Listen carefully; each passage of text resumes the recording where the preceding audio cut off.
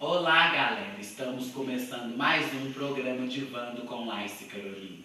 Hoje estou na casa da Palmira, minha amiga, irei entrevistá-la e saber um pouco de sua vida e sua intimidade. Bem, Palmira, seu nome completo? Palmira Feliciano da Silva. Idade? 52 anos. Profissão? Estudante. E onde você nasceu? Nasci em São Geraldo da Piedade, Minas Gerais. Como que foi sua trajetória de vida até hoje na cidade de Itaúna? Bom, difícil, né? Com muitos altos e baixos. Tem sido assim, tem sido assim. Mas também eu não posso reclamar, que eu penso que eu já tive, assim, grandes benefícios, né? Muitas coisas boas. Sim. Qual foi a sua maior dificuldade que você passou até hoje por ser uma mulher e negra? A maior dificuldade, eu penso que são os obstáculos, né, que a gente encontra pelos caminhos. E aqui em Itaúna não foi diferente. E a minha chegada aqui em 1990, né, eu tinha 20 e poucos anos. O que mais me constrange nessa história foram os assédios, né? Os assédios, as propostas que, na sua grande maioria, acontece conosco, que somos mulheres negras e principalmente pobres e sozinhas. Sim, os homens não respeitam mesmo, não. Eu já passei por isso, né? Por ser uma mulher trans, também é muito difícil. E como que foi a experiência de ocupar um cargo político de vereador aqui na cidade de Itaúna? Bom, como eu já de vez em quando nós conversamos acerca do assunto, toda experiência ela é válida, né? Toda experiência é bem-vinda, e eu não posso cuspir no prato que eu comi, né? Foi uma ótima experiência, né? Quer dizer, foi aquilo que a sociedade me deu, para que eu pudesse, me deu a oportunidade de passar por essa experiência, mas como nós sabemos, né? Quando nós estamos de fora, nós, na maioria das vezes, imaginamos, deduzimos que a coisa é complicada. E é muito mais que a gente pensa. Isso, e quando nós entramos para dentro, nós percebemos que é aquilo e um pouco mais, né?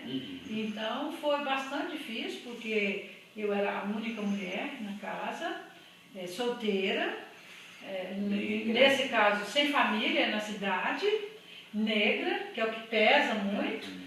E por não ser da cidade, né? Então, assim, eu tinha lá um apelido, que era forasteira, negra forasteira. Nossa! Né? Ninguém, assim, nunca chegou para mim e me disse diretamente, mas é aquilo que nós sempre comentamos, né? Que é o preconceito velado. Mas isso era dito em alguns lugares, e chegava até a mim por outras pessoas, né? Então, assim, era até uma preocupação mesmo de alguns políticos de não permitir que eu retornasse a casa. Que nós não vamos mais levar susto com os negros forasteiros nessa cidade. Né? O discurso era bem esse.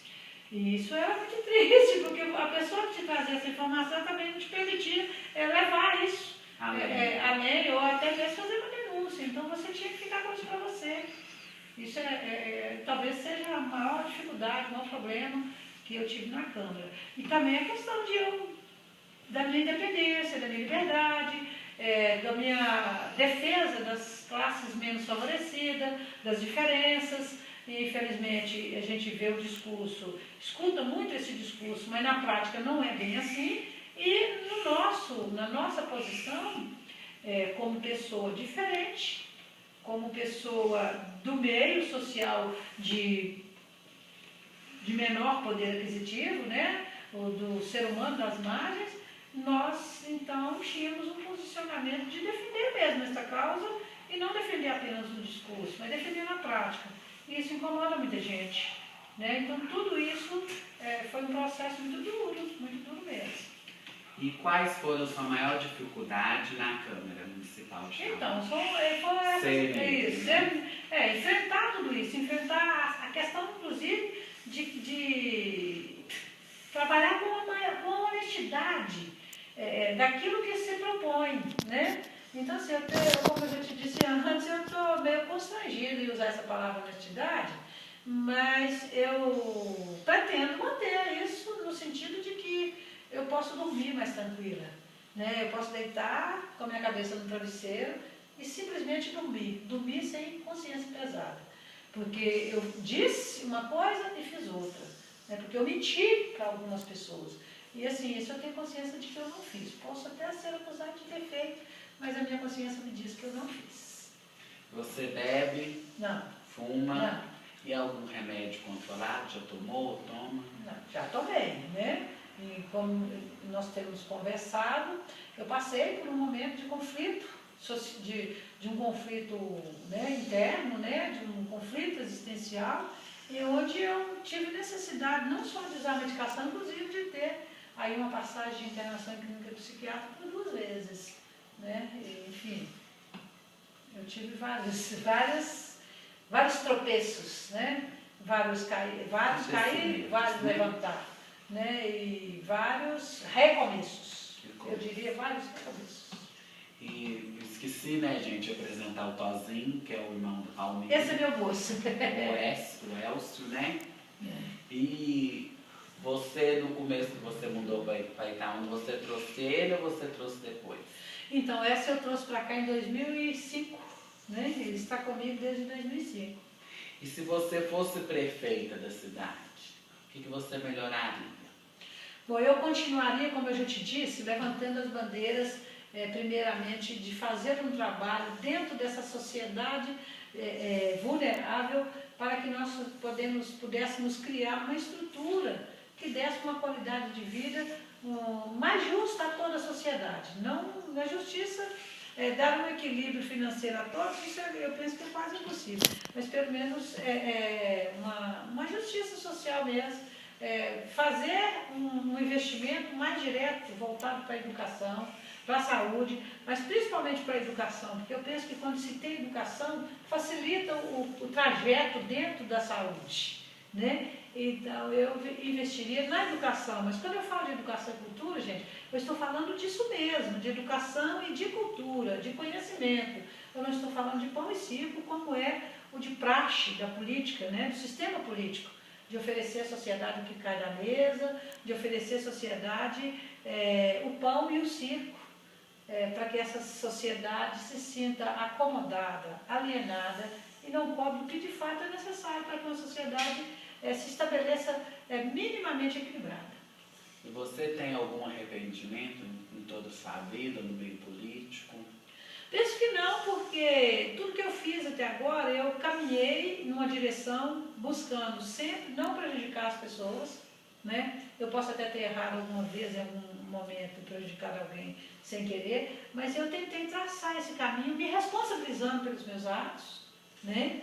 Enfim, porque para não culpar as outras pessoas pelas minhas problemáticas, mas eu não me lembro de algo que eu me arrependo de ter feito, né? Porque tudo que eu fiz é na direção de buscar um horizonte que proporcionasse um bem-estar, uma qualidade de vida mais saudável para todos. E se você fosse presidente do país, desse país que a gente está com muita dificuldade, muitas guerras, muitos impostos elevados, o que você melhoraria?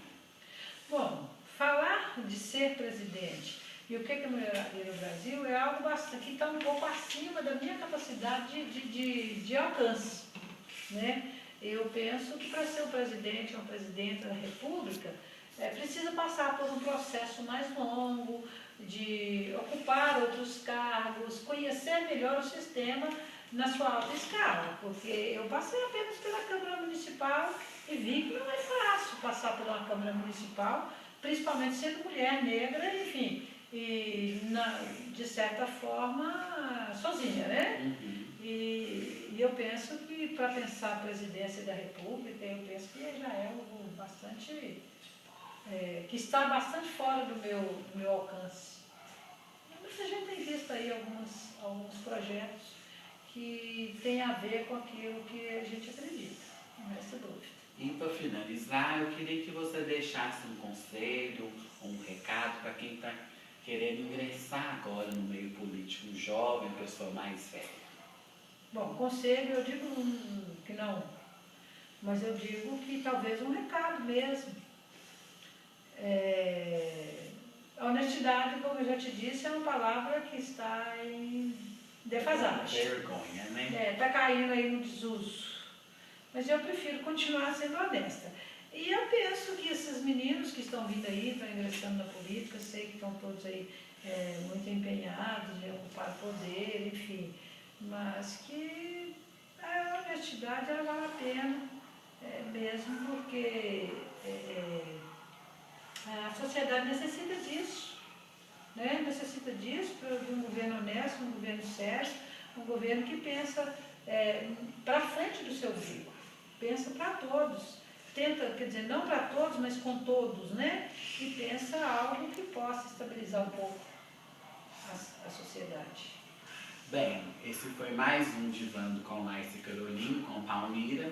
Espero que vocês tenham gostado e peço que vocês deixem perguntas, reclamações, a opinião de vocês sobre o que vocês estão achando do programa.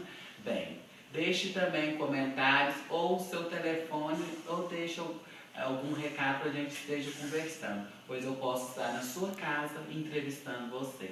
Eu sou Laís e Caroline e muito obrigada.